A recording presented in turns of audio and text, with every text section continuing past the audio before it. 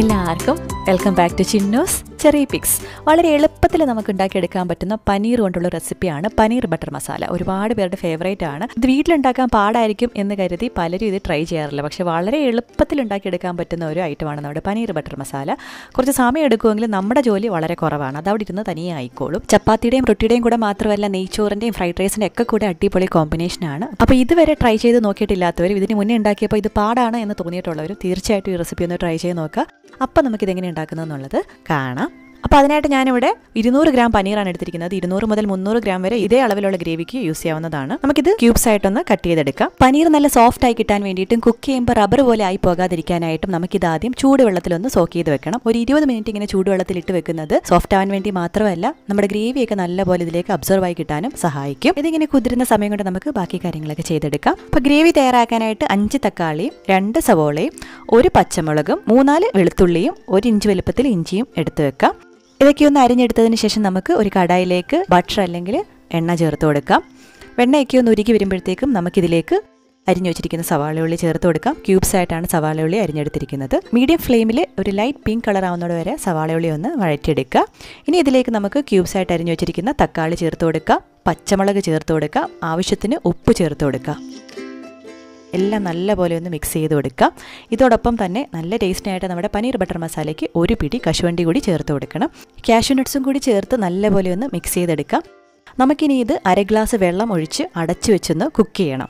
വെള്ളം ഒഴിച്ചാൽ മാത്രമേ നമ്മുടെ കശുവണ്ടിയൊക്കെ നല്ല കുതിർന്ന് കിട്ടത്തുള്ളൂ. എന്നാലേ അരയ്ക്കുമ്പോൾ നല്ല സ്മൂത്ത് പേസ്റ്റ് കിട്ടത്തുള്ളൂ. ഇങ്ങനെ ചെയ്യുമ്പോൾ നമ്മൾ നേരത്തെ കശുവണ്ടി വെള്ളത്തിൽ കുതിർത്ത് വെക്കേണ്ട ആവശ്യം വരത്തില്ല.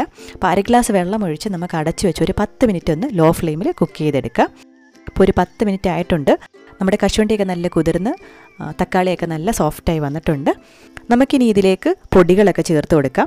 3/4 table spoon Kashmiri chilli powder, 3/4 teaspoon garam masala, ഇത് ടീസ്പൂണാണ്, ആദ്യം ചേർത്തത് ടേബിൾ സ്പൂണാണ്, 1/2 ടീസ്പൂൺ മല്ലിപ്പൊടി, 1 ടേബിൾ സ്പൂൺ പഞ്ചസാര. ഇത്രയുമാണ് നമ്മൾ ചേർത്ത് കൊടുക്കുന്നത്. നമ്മൾ കടയിൽ നിന്നൊക്കെ കഴിക്കുന്ന പനീർ ബട്ടർ മസാലയ്ക്കൊക്കെ ഒരു ചെറിയ മധുരം കാണില്ലേ, അതിന് വേണ്ടിയിട്ടാണ് നമ്മൾ പഞ്ചസാര ചേർത്ത് കൊടുക്കുന്നത്. ഇത് ഇത്രയും ചെറിയ തീയിൽ ഒരു 2 മിനിറ്റ് നമുക്കൊന്ന് ഇളക്കിയെടുക്കാം. നല്ലൊരു മണം വരും. അതുവരെ നമ്മളിതൊന്ന് വഴറ്റിയെടുക്കാം. എന്നിട്ട് നമുക്ക് ഫ്ലെയിം ഓഫ് ചെയ്ത് ഇത് തണുക്കുന്നത് വരെ വെയിറ്റ് ചെയ്യാം.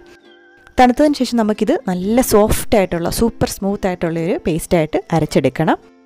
ആദ്യം ഒരു പ്രാവശ്യം അരച്ചതിന് ശേഷം ആവശ്യത്തിന് വെള്ളം ചേർത്ത് ഇത് സ്മൂത്തായിട്ട് അരിയുന്ന രീതിയിൽ വേണം നമ്മളിത് അരച്ചെടുക്കാനായിട്ട്. അപ്പം നമ്മൾ കുറേശ്ശെ വെള്ളം ചേർത്ത് നല്ല സ്മൂത്തായിട്ട് തരികളൊന്നും ഇല്ലാതെ ഇത് അരച്ചെടുത്തിട്ടുണ്ട്. ഇനി വളരെ കുറച്ച് കാര്യങ്ങളെ ബാക്കിയുള്ളൂ. അപ്പോൾ അതിനായിട്ട് നമുക്ക് ഇഞ്ചിയും വെളുത്തുള്ളിയും നല്ലപോലെ ഒന്ന് ചതച്ചെടുക്കണം. നമ്മൾ ഒരുപാട് ഇഞ്ചിയും വെളുത്തുള്ളിയും എടുക്കേണ്ട ആവശ്യമില്ല. അപ്പോൾ നല്ലപോലെ സ്മൂത്തായിട്ട് ഇത് ചതച്ചെടുക്കണം. ഇതിന് പകരം നിങ്ങൾക്ക് 1 teaspoon ginger garlic paste use ചെയ്താലും മതിയാവും. പനീർ ബട്ടർ മസാലയിൽ ബട്ടറാണല്ലോ മെയിൻ താരം. അപ്പോൾ നമ്മൾ 100 ഗ്രാം ബട്ടറിൻ്റെ 1/4 ഭാഗം 25 ഗ്രാം പാനിലേക്ക് ചേർത്ത് കൊടുക്കുകയാണ്. ബട്ടർ ഒന്ന് മെൽറ്റായി കഴിയുമ്പോൾ നമുക്ക് സ്പൈസസ് ചേർത്ത് കൊടുക്കാം. 3 ഏലക്ക, 3 ഗ്രാമ്പു, 1 കഷ്ണം പട്ട, 1 ബേ ലീവ്സ്, ഇത്രയുമാണ് നമ്മൾ ചേർത്ത് കൊടുക്കുന്നത്. നല്ലൊരു മണം വരുന്നവരെ വഴറ്റിയെടുക്കുക. ഇനി ഇതിലേക്ക് നമുക്ക് ചതച്ച് വെച്ചിരിക്കുന്ന ജിഞ്ചർ ഗാർലിക് പേസ്റ്റ് ചേർത്ത് കൊടുക്കാം. ചെറിയ തീയിൽ നല്ലപോലെ ഒന്ന് വഴറ്റിയെടുക്കണം. ആ ഒരു പച്ചമണം എല്ലാം മാറി വരണം. ഇനി നമുക്ക് ഫ്ലെയിം ഏറ്റവും കുറച്ച് വെച്ചിട്ട് നല്ല സ്മൂത്തായിട്ട് അരച്ചു വെച്ചിരിക്കുന്ന നമ്മുടെ പ്യൂരി ചേർത്ത് കൊടുക്കാം. നിങ്ങൾ ഈ പ്യൂരി ചേർത്ത് കൊടുത്തിട്ട് ലോ ഫ്ലെയിമിൽ കുറച്ച് നേരം അതൊന്ന് വഴറ്റിയെടുക്കണം. അതിനുശേഷം ആ വെള്ളം ചേർത്ത് കൊടുക്കുക. അങ്ങനെയാകുമ്പോൾ പെട്ടെന്ന് ആ ഒരു പച്ചച്ചുവയൊക്കെ ഉണ്ടെങ്കിൽ മാറിക്കിട്ടും. ഞാൻ ആദ്യം തന്നെ വെള്ളം ചേർത്ത് കൊടുക്കുകയാണ്. അപ്പോൾ കുറച്ച് കൂടുതൽ വെള്ളം, ഒരു 2 കപ്പ് വെള്ളമെങ്കിലും ചേർത്ത് കൊടുത്ത് നല്ലപോലെ മിക്സ് ചെയ്തെടുക്കുക. ഒരുപാട് വെള്ളം ചേർത്തില്ല എന്നുണ്ടെങ്കിൽ ഇത് കുറുകി വരുമ്പം ഒരുപാടങ്ങ് കുറുകിപ്പോകും. അപ്പോൾ ഈ ഒരു പരുവത്തിന് നമ്മൾ ലൂസാക്കി എടുത്തതിന് ശേഷം ആവശ്യത്തിന് ഉപ്പ് ചേർത്ത് കൊടുത്ത് നല്ലപോലെ മിക്സ് ചെയ്തെടുക്കുക. ഇനി നമുക്കിത് അടച്ചു വെച്ച് ഒരു 15 മുതൽ 20 മിനിറ്റ് വരെ മീഡിയം ലോ ഫ്ലെയിമിലൊന്ന് കുക്ക് ചെയ്തെടുക്കണം. ആ സമയം കൊണ്ട് നല്ലപോലെ ഫ്ലേവറൊക്കെ വന്ന് എണ്ണയൊക്കെ തെളിഞ്ഞു വരും. ഇടയ്ക്ക് നമ്മൾ തുറന്നു കൊടുത്ത് അടി ചേർത്തൊന്ന് ഇളക്കണം. അതുപോലെ തന്നെ തുറക്കുന്ന സമയത്ത് നമ്മൾ ഫ്ലെയിം ഏറ്റവും ലോയിലോട്ട് മാറ്റുക. അല്ലാന്നുണ്ടെങ്കിൽ ഇതുപോലെ പൊട്ടിത്തെറിച്ച് സൈഡിലേക്ക് വീഴും. ഇപ്പോൾ ലോ ഫ്ലെയിമിൽ വെച്ചൊന്ന് ഇളക്കി കൊടുക്കുക. പിന്നെയും അടച്ചു വെച്ച് കുക്ക് ചെയ്യുക. മൊത്തം ഒരു 15 മുതൽ 20 മിനിറ്റ് വരെ നമ്മൾ കുക്ക് ചെയ്യുമ്പോഴാണ് നല്ല എണ്ണയൊക്കെ തെളിഞ്ഞ ഒരു കറക്റ്റ് ഫ്ലേവറൊക്കെ ആയി വരുന്നത്. നല്ലപോലെ കറി കുറുകിയും വരും. ഇപ്പോൾ 20 മിനിറ്റ് ആയിട്ടുണ്ട്. നമ്മുടെ എണ്ണയൊക്കെ നല്ല തെളിഞ്ഞു വന്നിട്ടുണ്ട്. അപ്പോൾ നമുക്ക് വലിയ ജോലിയൊന്നുമില്ല. ഇത് തനിയെ ഇരുന്നങ്ങ് വെന്തോളും.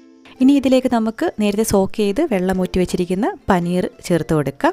അതോടൊപ്പം തന്നെ കസൂരി മേത്തി, നമ്മുടെ ഉലുവാട ഇല ഉണങ്ങിയതാണ്, അത് ഇതുപോലെ കൈയുടെ ഇടയിൽ വെച്ചിട്ട് ഒന്ന് അമർത്തി പൊടിച്ച് ഇതിലേക്ക് ചേർത്ത് കൊടുക്കാം. നല്ലപോലെ പൊടിച്ചതിന് ശേഷം ഇതിലേക്ക് ചേർത്ത് കൊടുക്കുക. അതോടൊപ്പം തന്നെ നമുക്ക് കുറച്ച് ബട്ടറും കൂടി ചേർത്ത് കൊടുത്ത് നല്ലപോലെ മിക്സ് ചെയ്തെടുക്കാം. പനീർ ഒന്ന് കുക്കായി കിട്ടാനായിട്ട് നമുക്കിത് അടച്ചു വെച്ച് ലോ ഫ്ലെയിമിൽ ഒരു 3 മിനിറ്റും കൂടെ കുക്ക് ചെയ്തെടുക്കാം. ഒരുപാട് നേരം പനീർ കുക്ക് ചെയ്യുകയാണെന്നുണ്ടെങ്കിൽ അത് ഹാർഡായി പോകും. അതുകൊണ്ട് ഒരു 3-4 മിനിറ്റ് മാക്സിമം കുക്ക് ചെയ്തെടുത്താൽ മതിയാവും.